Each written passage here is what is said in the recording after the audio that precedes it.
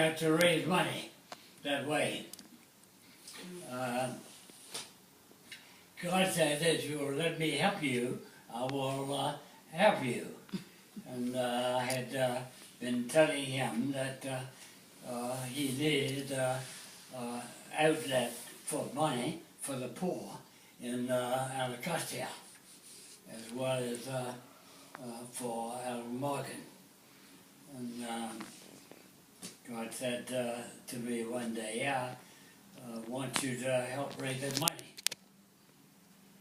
And I used all of these excuses that I had in my book that I've used for years. And I knew them well. And I said, I'm an old fella, I'm a has-been, and you're telling me to help you raise some money. And he said, well, we have to have $600,000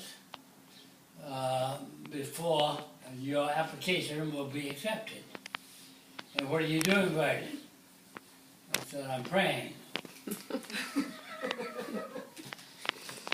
And God said, that's not enough. I want you to start working at it. And I said, what do you want me to do? He said, well, I want you to start asking people for money. And start by asking yourself how much you are willing to give to it. And then I want you to begin to ask other people specifically for their money for this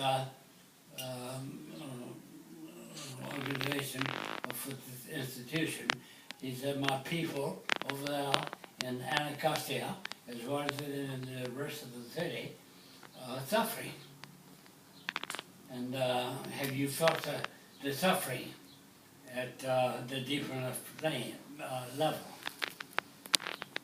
My son, I sent my son, and he suffered so deeply that he went to his death on the cross.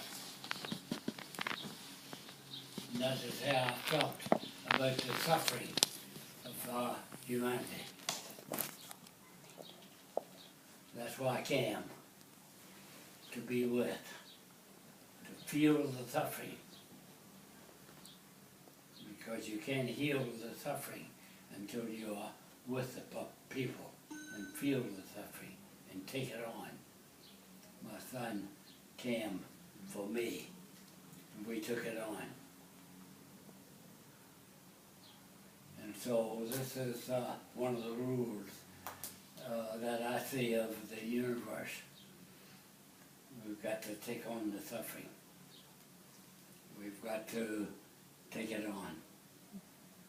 And the people who don't have a home, they don't just not have a home. Their children are being trained for another kind of world. And I'm not feeling the pain of the children. And God said, I want you to start asking people for money. I said, God, I don't like that. Who do you want me to ask? He said, I will give you 2 or 3 names. And he gave me the first name, and it was a prominent lawyer in the city that I knew well as a personal friend. He said, I want you to go and see him right away and ask him for $100,000. I said, I don't like the idea at all. I said, I don't like that. He's a personal friend, and people don't do that.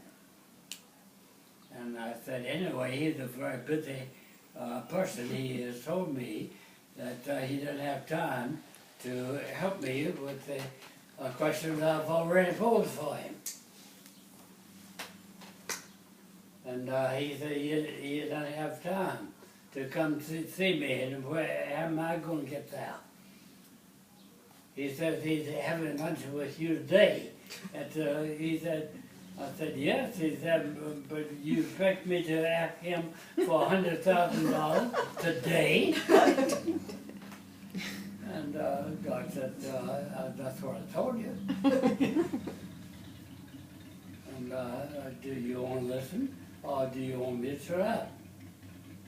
And I was scared to tell God to shut up. And so I said, well, I'll try to do it today.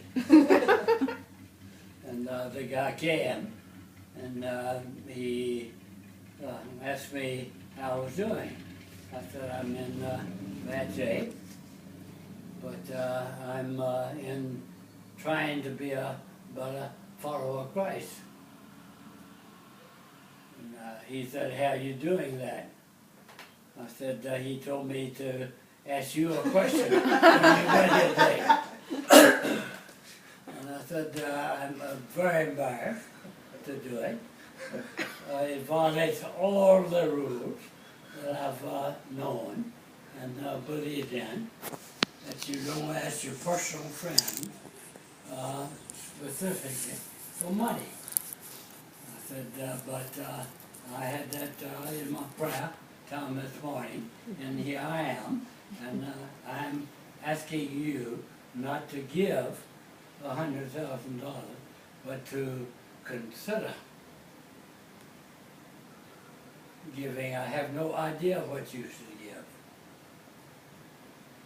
but I was asked to ask you to consider it. And I hope it won't affect our friendship. If you said no, I won't give anything, that will be okay. It won't affect my friendship with you, but I want you to consider it. And so he considered it, and last Friday he gave me his answer. He said, what my answer is, $10,000. But the Monday after the Friday that I talked to him, I told that story of trying to be a more faithful follower of Jesus Christ and do what he wanted me to do rather than what I thought was appropriate. And a woman in a group that I met with, about 25 ministers around the country together in a group that the leaders of that group had asked me to speak to. And a woman came up to me afterwards and she said, I'm very grateful to find that you're not selfish group, and don't want to do this all by yourself. I want to participate in this effort with you, and I want to give you $100,000. So, as a result of being specific with what I thought that God was trying to tell me to do, I got $110,000. A gratuity. Yeah, yeah. Extra. And so that is, I really take seriously the praying and counting on God to work with us and having fun with God. I didn't like to do what I did that day, but I've had fun with that story, and she said we didn't want to be worth it, but this was thrust on us, push on us, and we want to give you $100,000. And my husband, who is a biker, wants to be available to you any way that he can. So I'm going to set up a conference with him. There are a lot of people who are hungry to go with the rules of the universe, who want to do it, and can't find anybody that has a real plan and through whom they can do it. And they are looking for people who are having more fun with their faith than they are with theirs. And